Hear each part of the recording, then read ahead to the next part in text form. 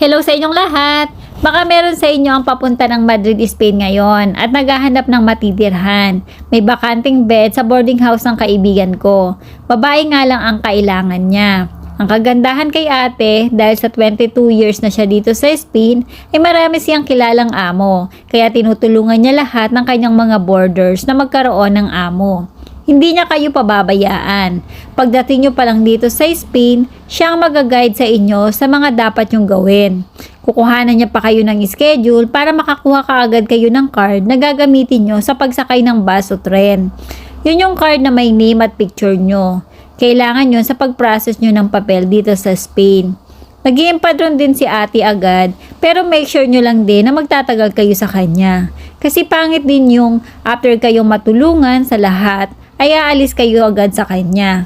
Sasamahan din kayo ni ate sa public hospital para magpa-register doon. Para kahit wala kayong private insurance, ay pwede kayong magpa-check up sa public hospital if ever magkasakit kayo. Uma-absent si ate sa work niya kung kailangan kayong samahan or may dapat ay kasuhin para sa mga boarders niya. Napakadalang ng ganitong landlady. Kaya maswerte kayo kapag sa kanya kayo titira.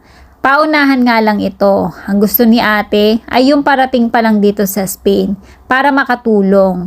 Wala siyang sisingilin sa inyo na bayad sa pagtulong sa inyo. Kusang loob niya itong ibinibigay at ang kagandahan pa dito, mura lang din ang singil niya sa boarding house niya. If ever mawalan kayo ulit ng trabaho, huwag matatakot kasi hahanapan kayo ulit ni ate. At ang kagandahan pa, recommend kayo ni ate sa amo kaya 100% sure na tanggap ka kaagad.